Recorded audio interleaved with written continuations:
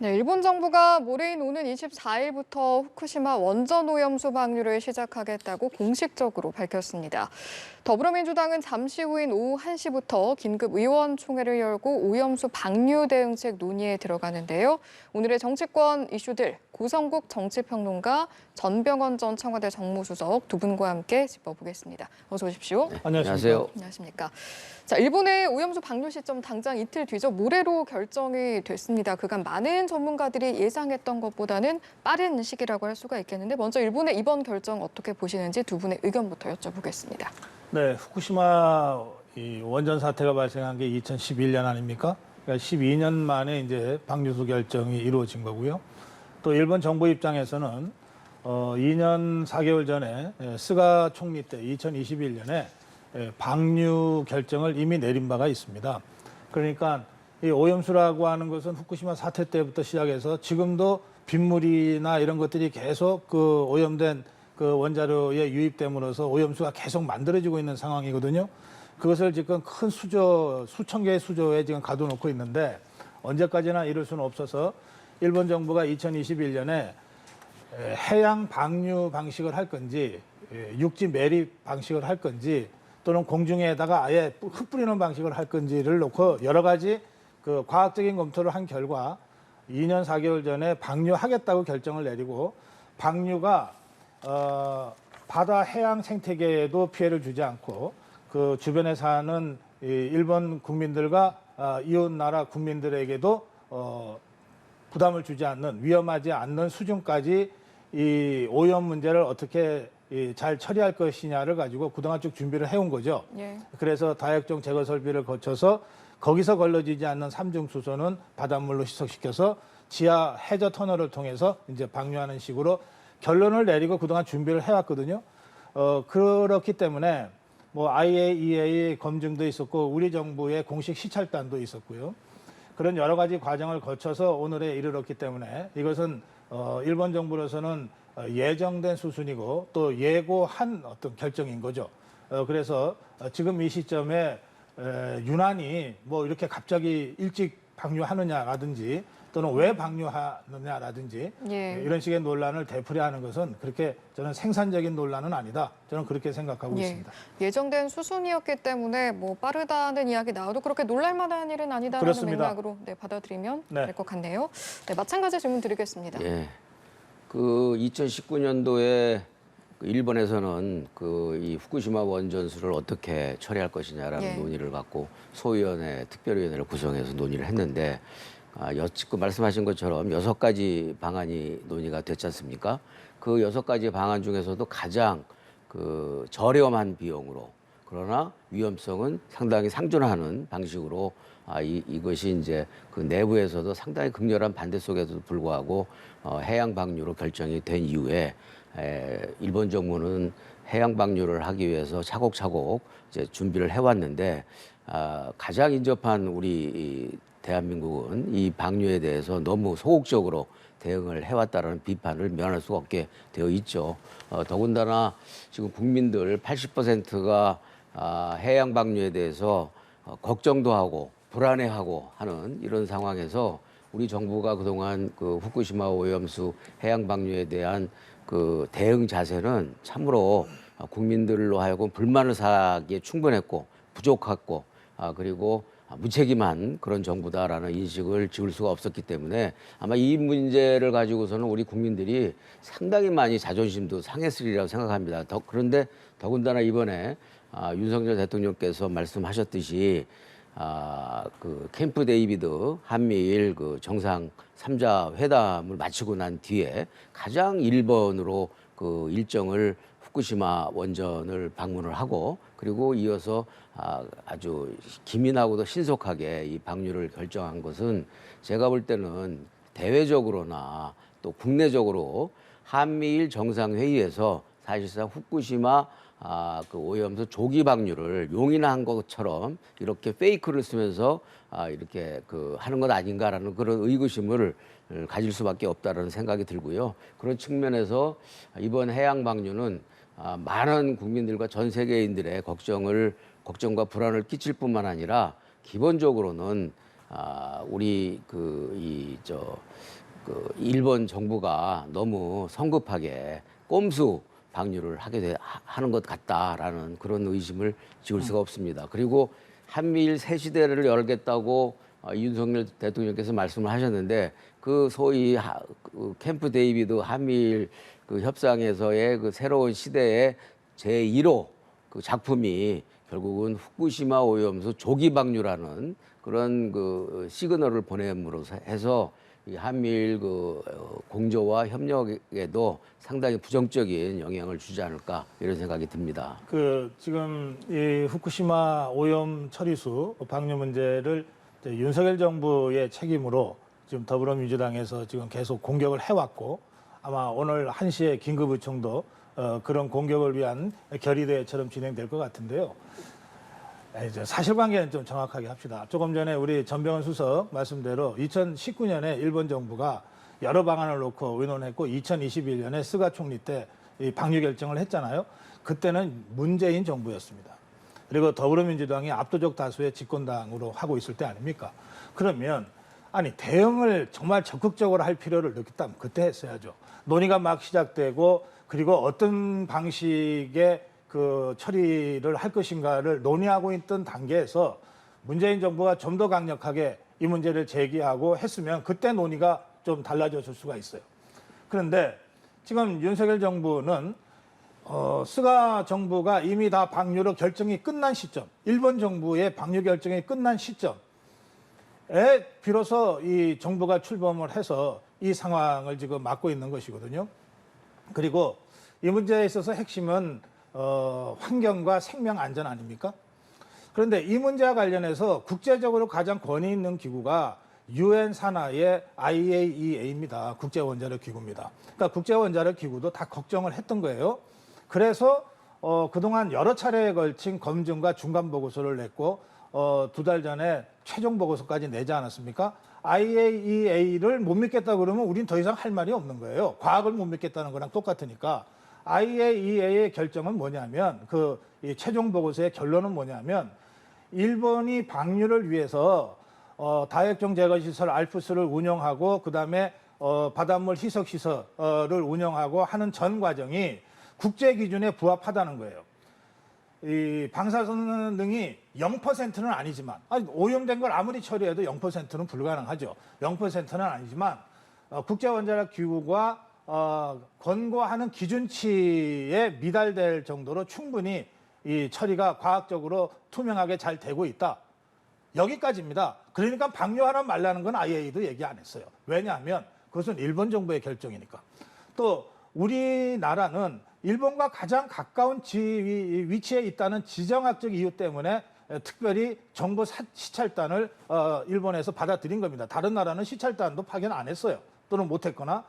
그래서 우리 이 정부의 공식 시찰단이 우리나라의 최고의 원자력 권위자들이 모여있는 시찰단 23명으로 시찰단을 구성을 해서 거의 모든 것을 다 들여다보고 그다음에 거의 모든 자료를 요청해서 받았지 않습니까?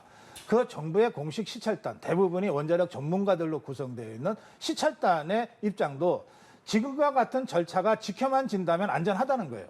그런데 이 절차가 지켜질지 어떨지는 앞으로 계속 우리가 감시해야 된다는 겁니다. 그리고 이게 기술의 문제니까 언제든 이게 사고가 나거나 잘못될 수 있잖아요. 그럴 때 즉각 중지시킬 수 있는 제동장치까지 확실하게 가동된다는 걸 확인했다는 겁니다. 이게 우리 정부 시찰단의 입장이거든요. 그럼 전 세계적으로 가장 권위 있는 IAEA 국제원자력 기구와 우리나라의 최고의 이 원자력 안전기구가 연구원들로 구성된 시찰단이 공식 입장을 냈는데 이걸 가지고서 여전히 의심한다, 못 믿겠다, 너무 일찍 방류하는 거다라고 하는 식의 논의를 하는 것은 이건 과학의 문제를 정쟁의 문제로 변질시키는 거라 다름없다 저는 그렇게 생각합니다. 그런 점에서 저는 오늘 일본 정부의 결정이 앞으로 IAEA 결정대로 또는 우리 시찰단의 주장대로 정확하게만 지켜진다면 안전하다고 하는 것이니까 이게 과연 정확하게 지켜지는지를 이후 계속적인 감시를 통해서 확인하는 것이 중요하다. 저는 그렇게 초점을 맞춰야 된다고 생각합니다. 예. 예, 근데 이제 시찰단 문제조차도 사실은 우리 정부는 기본적으로 이 일본의 원전 오염수의 해양 방류를 용인하고 허락하는 그런 기조를 가지고 정부 시찰단이 구성이 됐고 정부 시찰단이 활동을 했기 때문에 그 정부 시찰단에 대한 그 어떤 신뢰성에 있어서도 국민들은 상당히 불안해하고 있는 부분이 있는 것이고요. 지금 말씀하신 것처럼 IAEA가 그 국제적인 공인된 기구라고 하지만 지난번 IAEA 그 사무총장이 와서 여러 가지 보여준 행태는 이거는 과학자가 아니라 그 사람 자체도 과학자가 아니고 외교 전문가일 뿐인데 그분의 그 하는 행태나 그분의 메시지 그리고 지금 말씀하신 것처럼 IAEA 보고서도 방류를 하는 기준은 맞을 수 있겠으나 그것으로 인해서 발생할 수 있는 여러 가지 문제점들은 자기네들이 책임 못 진다라는 것으로 결론을 최종적으로 내놓고 있잖아요. 그렇기 때문에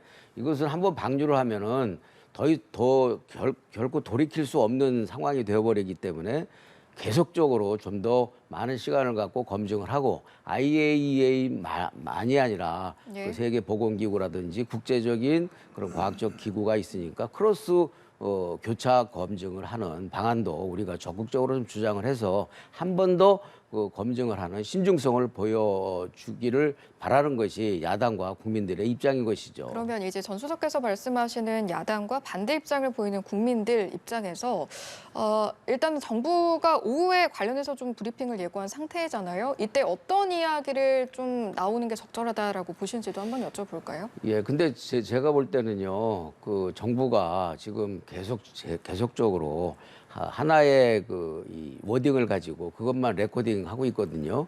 뭐냐면은 그 투명한 정보 공유 그리고 기술적 보안 이 두 가지 단어를 가지고 슬로건처럼 계속 반복하고 있어요. 근데 그 투명한 정보 공유라는 문제하고 기술적 보안이라는 그런 두 개의 그 과제를 구체적으로 어떻게 공유를 하고 있으며 또 기술적 보안은 앞으로 어떻게 나갈 것인지에 대한 구체적인 그런 명시적인 그런 그 내용은 없고 그냥 슬로건 차원에서 머물고 있기 때문에 정부가 무슨 이야기를 하더라도 지금 국민들이나 야당 입장에서는 의심할 수밖에 없는 그런 처지가 돼 있다라는 말씀을 드리는 거죠.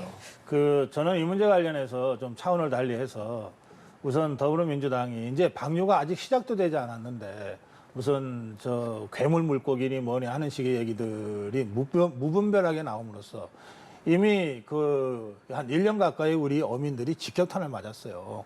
이 부분에 대해서는 저는 책임 있는 공당으로서 우리 어민들한테 사과해야 된다고 생각합니다.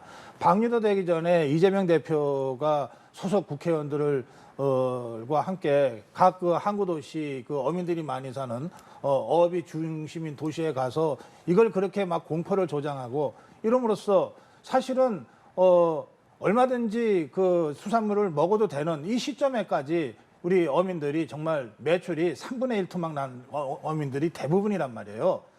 그러니까 이 부분에 대해서는 책임 있는 공당으로서 책임 있는 입장을 표명할 필요가 있다는 말씀을 먼저 드리고요. 그다음에 이 문제가 이제 방류가 되면 그런 걱정이 훨씬 커질 수 있잖아요. 그럴 경우에 정말 이걸 과학을 기반으로 해서 이게 위험하고 검증이 필요한 부분은 정확하게 지적하되 불필요한 공포의 전염으로 인해서 선의의 피해자들이 양산되는 것은 막아야 될 책임이 또한 있지 않습니까? 그 점을 좀 잘 가려서 해줬으면 좋겠고요. 지금 이게 바다가 가만히 있는 게 아니라 해류가 계속해서 흐르잖아요. 그러니까 이 후쿠시마의 오염수가 처리돼서 방류되는 지점은 일본에서도 동쪽 바다거든요. 태평양 쪽. 그러니까 이 바다를 흐르는 구르시온 한류의 영향으로 이 방류된 물이 가장 먼저 도착하는 것은 미국의 서부입니다. LA, 또 캐나다 서부예요. 밴쿠버가.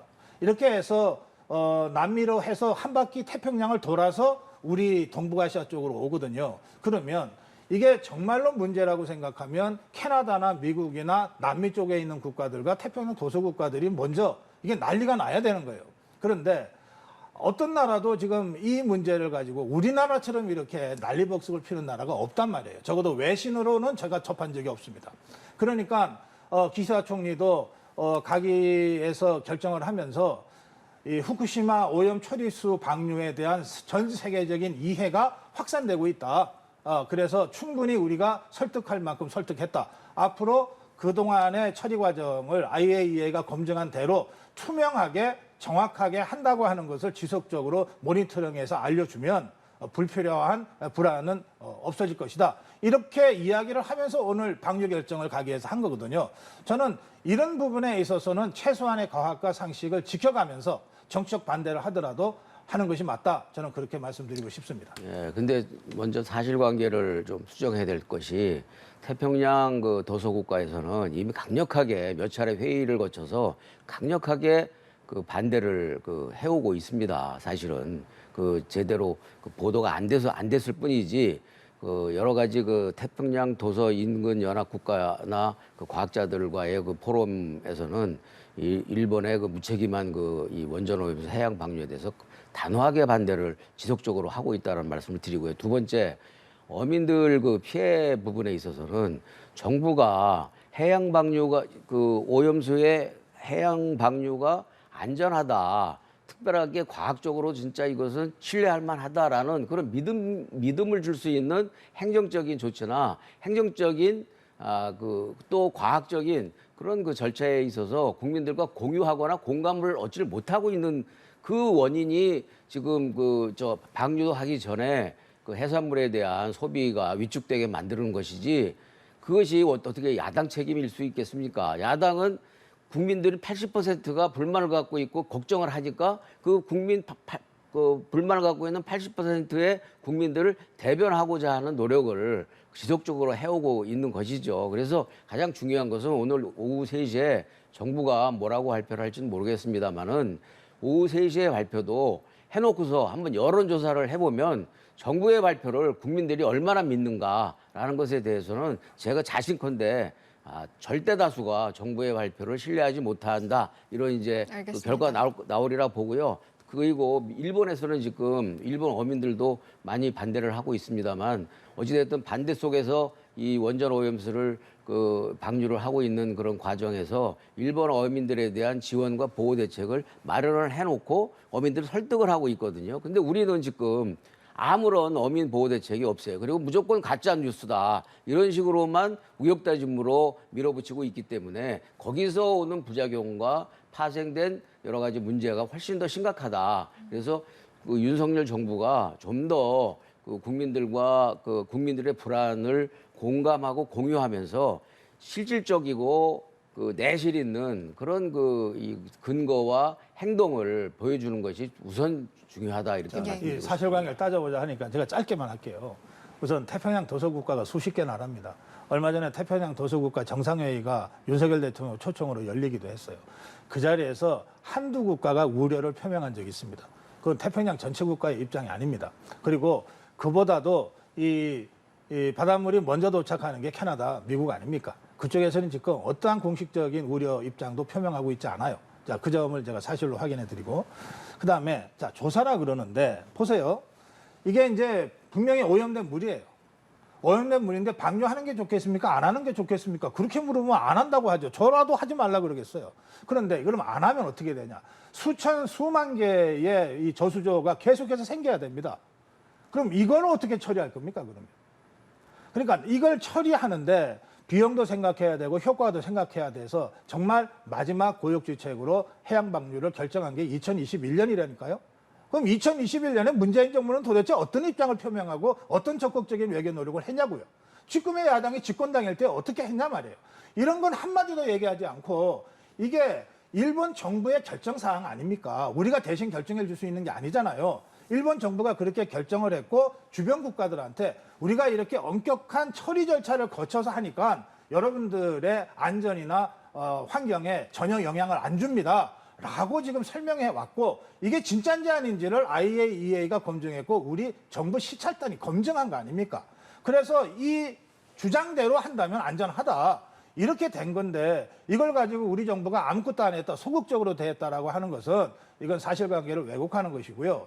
그다음에 이게 이제 방류가 된 이후에도 우리 정부가 가만히 있는 게 아니지 않습니까? 중앙정부뿐만 아니라 지방자치단체들이 오히려 더 발등에 불이에요. 부산시 같은 경우에 지금까지 모든 수산물에 대해서 그동안도 이 후쿠시마 네. 현 주변의 8개 현의 수산물을 일체 수입 금지했는데 앞으로도 금지하겠다는 것이고, 더구나 한국 연안에 잡히는 모든 물고기에 대한 방사능 측정의 이 횟수를 2배 이상 늘리겠다고 지방자치단체들이 발표하고 있잖아요. 아무것도 안 하고 있다고 말씀하시면 곤란하죠. 이렇게 최대한 하고 있는데도 왜 어민들이 피해를 입냐? 압도적 다수 의석을 갖고 있는 더불어민주당이 이거를 전국으로 다니면서 마치 지금 수산물 먹으면 큰일 날 것처럼 그렇게 선동을 하고 다니지 알겠습니다. 않았습니까? 예. 그러니까 그런 식으로 해서 이게 해결이 되면 모르겠는데 해결 안 되는 거 아시잖아요. 그러니까 이제라도 방류가 현실화되는 이 시점에서라도 과학은 과학에 의해서, 그리고 정치는 정치에 의해서 좀 차분하게 대응해서 진짜 우리 국민들과 어민들한테 무엇이 제일 좋은 방안인가에 대해서 머리를 맞대고 토론을 시작해야 된다. 제 말씀은 자, 그런 알겠습니다. 말씀이에요. 민주당 이야기를 하시니까 뭐 정부는 오후 3시에 브리핑을 갖고 민주당은 오후 1시부터 긴급 의총을 가지고 대응책 논의에 들어간다고 하잖아요. 네. 이때 좀 어떤 이야기가 나와야 된다고 보십니까? 글쎄요, 일단은 지금 어찌됐든 우리 고 박사께서 말씀하신 것처럼 정부가 국민들에게 이 원전 오염수 해양 방류와 관련해서 일본 정부에 책임 있고 신뢰할 만한 그런 조치와 요구를 대단히 부족하게 해왔다.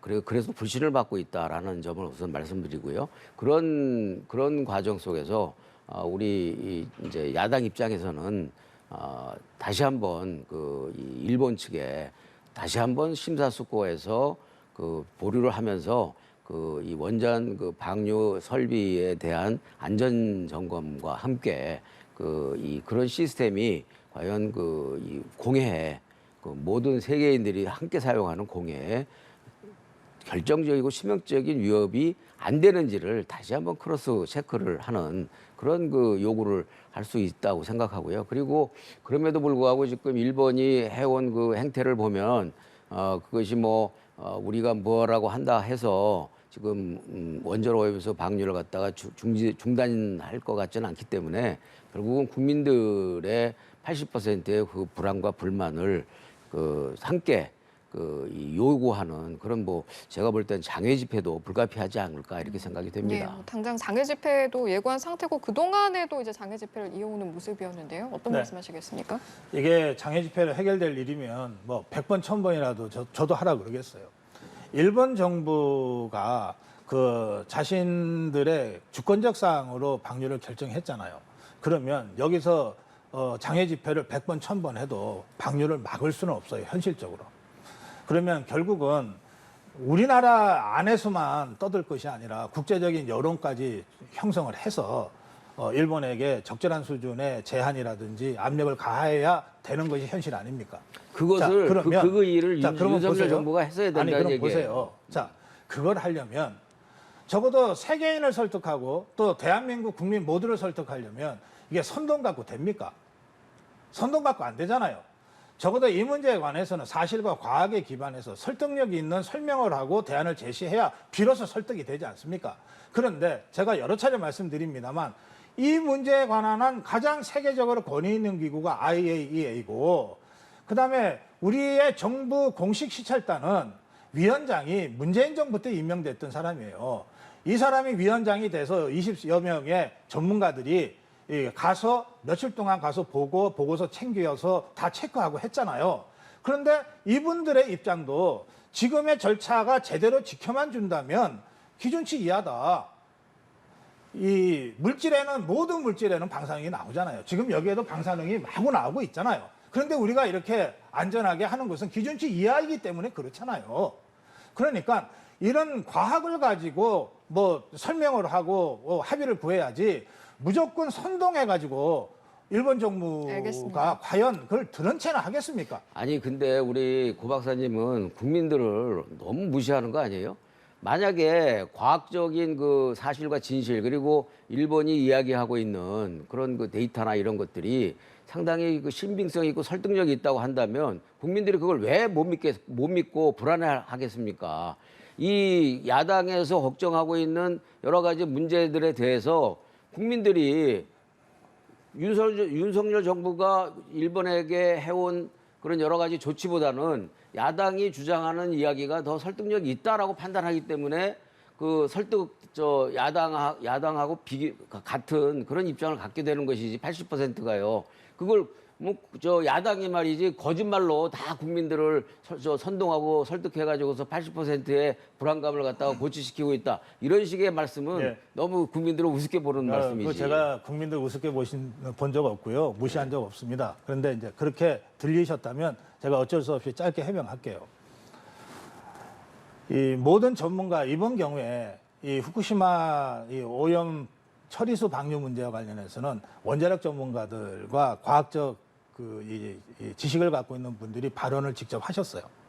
그런데 그 전에 말이죠. 광우병 때 또 박근혜 대통령 탄핵 과정에서 뭐 7시간 같은 괴담이 나왔을 때 그때 그 광우병 괴담은 이제 한 15년 지났기 때문에 그게 당시에 했던 게 다 괴담이고 거짓말이라는 거 확인이 됐습니다. 그런데 확인 안 됐어요. 네, 확인 저는 됐다고 생각합니다. 그런데 당시에 그 거짓말로 국민 절대 다수가 진짜 미국산 먹으면 어떻게 될 줄 알았어요. 일시적으로 속아 넘어간 거죠. 박근혜 대통령 7시간의 수많은 괴담 다 거짓말이라는 게 법정에서 입증이 됐어요. 알겠습니다. 그런데 당시에 박근혜 대통령이 나쁜 짓을 해서 탄핵당에 마땅해라는 여론조사는 80% 이상이 탄핵이라고 답변을 했습니다. 그게 우리 예전의 못난 모습들이에요. 그래서 저는 이번에 국민들을 무시해서 이런 말씀 드리는 게 아니라 국민들한테 정확한 과학과 사실관계를 잘 설명을 해서 여당이나 야당이나 정부나 잘 설명을 해서 불필요한 공포가 전염되는 것은 차단하자. 이거는 여야 모두 정치권의 책임 있는 알겠습니다. 정치권의 예. 책임 아니냐, 의무 아니냐. 그 말씀을 제가 자꾸 촉구 드리는 거예요. 자, 저희가 남아있는 주제가 있어서요. 이제 제가 한 가지만 말씀하신 그럼 짧게 잠깐 부탁드리겠습니다. 이제 여당이나 정부가 입만 열면 광우병 괴담이라고 하는데 광우병이라는 게요. 그때 그 당시 광우병 사태로 인해서 20개월령 이하의 소만 수입하게 했잖아요.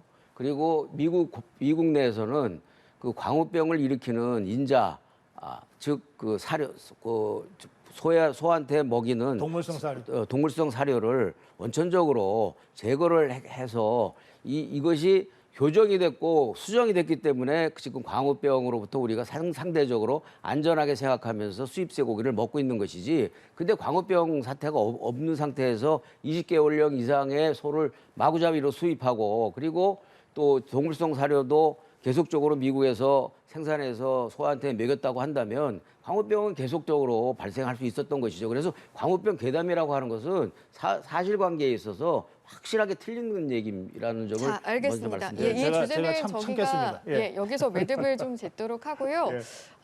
오전에 당장 이제 방류 시점이 결정이 났고요. 오후에 민주당은 또 어떤 이야기를 가지고 나올지도 정부는 어떻게 브리핑에서 입장을 표명할지 한번 함께 지켜보시죠.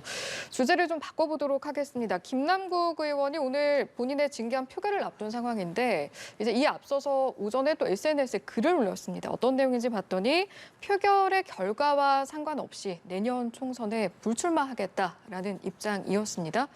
이번 입장 표명의 배경 어떻게 판단을 하시는지 여쭤보겠습니다. 예, 김남국 의원이 뭐 어떤 측면에서는 약간 희생양이 된 측면도 있는데 코인 거래와 관련해서 다만 이제 그 회의 중에 또 특별하게 그 참사와 관련해서 그 지적하고 있는 그런 이 상임위 중에 그 거래를 했다라는 것에 대해서 도덕적으로 상당히 비난을 받아 마땅한 부분이 있다고 생각합니다. 그런 측면에서 김남국 의원이 그동안 뭐 나름대로 자숙하고 자성하면서 그 불가피하게 그 자기 총선에 불출마 선언을 하지 않으면 안 될 수밖에 없는 그런 이제 그 입장으로 몰렸다고 보여지고요.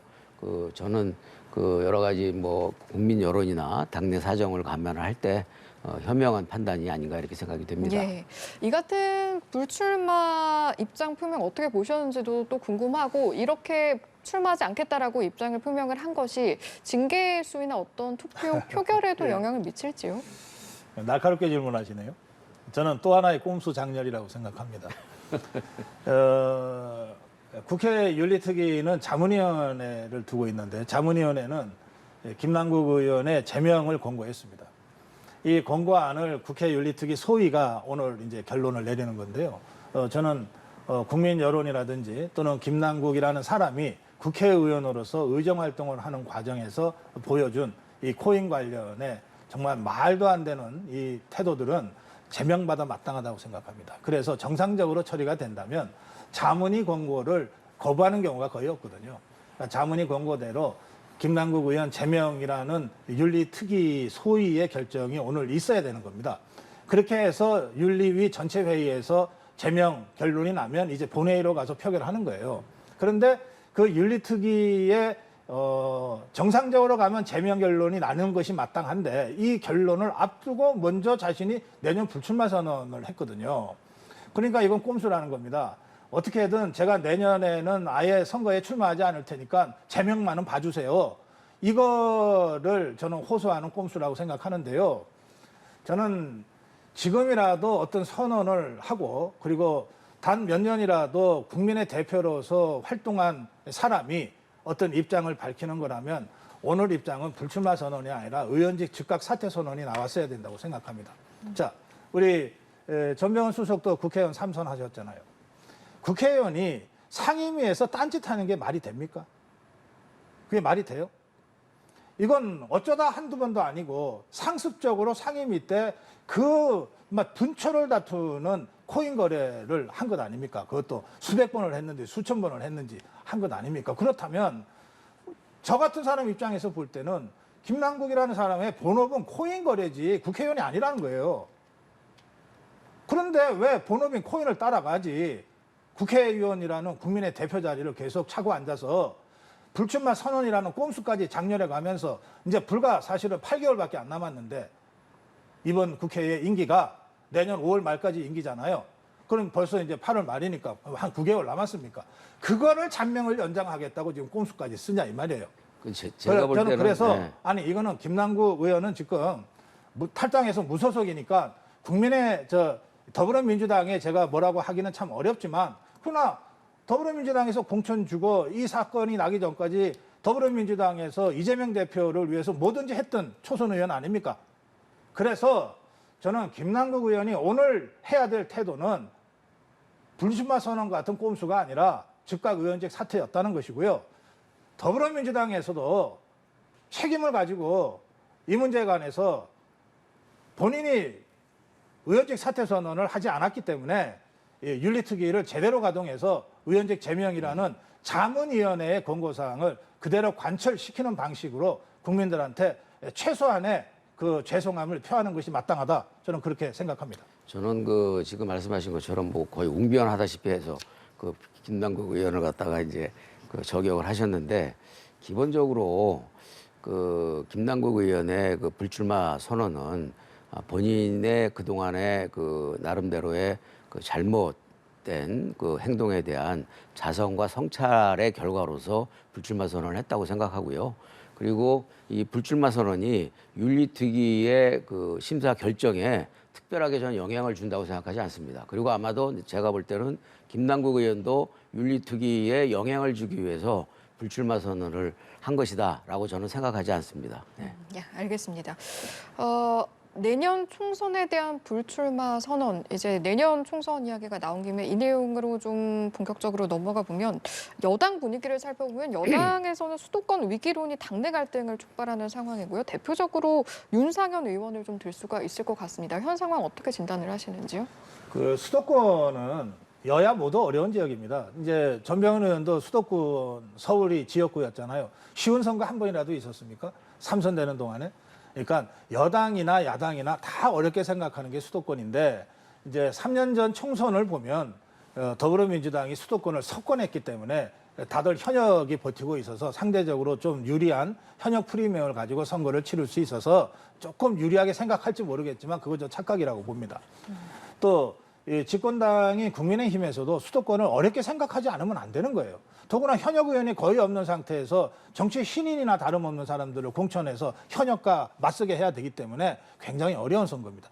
어렵다고 하는 것과 위기는 다르죠. 그렇게 따지면 늘 위기인 거죠, 수도권은. 더불어민주당 입장에서도 늘 위기고 국민의힘 입장에서도 늘 위기입니다. 근데 우리가 위기라고 규정하는 순간 뭔가 이 통상적인 방식이 아닌 특별한 방식으로 대처를 해야 되는 거예요, 논리적으로. 위기면은 비대위 구성하듯이. 그럼 과연 수도권이 그럴 정도로 지금 절박한 위기 상황이냐? 전 그건 아니라고 생각해요. 윤상현 의원이나 또는 몇몇 의원들이 수도권이 쉽지 않다고 얘기하는 거, 그리고 그것을 강조하는 어법으로 이게 수도권 위기다라고 얘기하는 것까지는 되지만, 이걸 정말 위기라고 생각해서 비상한 방식으로 뭔가 막 호떡집 불났듯이 이런 식으로 대처할 때는 아직은 아니라고 저는 생각합니다. 그리고 내일 나경원 전 의원이 예. 이제 포럼 출범식을 하지 않습니까? 그러니까 비록 현역 의원이 몇 명 안 되지만 지난 3년 전 총선 결과 때문에, 그러나 뭐 서울의 권영세 사선 의원 또는 나경원 전 대표 같은 이런 그 수도권에서만 벌써 세 차례 네 차례씩 승부를 해왔던 이런 정치인들이 국민의힘에도 있어요. 윤상현 의원도 그 중에 한 사람이지만. 그럼 이야기 나온 김에 나경원 전 의원의 정치행보 재개 이 시점에서 이제 재개를 했을 때 향후 총선에서 역할론이라던가 이런 부분 저는 어떤 느낌 가지고 상당한 계세요? 역할이 있을 거라고 보는데요. 예. 선거라는 게 뭐 중앙당에서 잘 해야 되는 측면이 있지만, 동시에 권역별로 그 권역을 리더하는 그 중간 리더들의 역할이 굉장히 중요합니다. 선거라는 게 이를테면은 인지도가 높은 사람들이 다른 지역의 후보 지원 유세를 가기도 하고 그러거든요. 그런데 오라 그러지 않는데 그냥 그 생뚱맞게 갈 수는 없잖아요. 그러니까 나경원 대표 같으면 아마 여러 지역에서 우리 선거 좀 도와주세요, 지원 유세 좀 해주세요라고 요청이 몰릴 그런 정치인 중에 한 사람일 거예요. 그러니까 자연스럽게 이런 인지도도 높고 호감도도 높은 이런 정치인들의 역할이 앞으로 이제 점점 두드러질 거거든요. 동시에 지금 여권 안에서는 지금 장관으로 있는 원희룡 장관이나 한동훈 장관도 이게 집권당 입장에서는 절대 포기할 수 없는, 양보할 수 없는 내년 총선이니까 수도권 차출을 해서라도 우리가 수도권에서 이겨야 된다, 이런 얘기들이 벌써부터 나오지 않았습니까?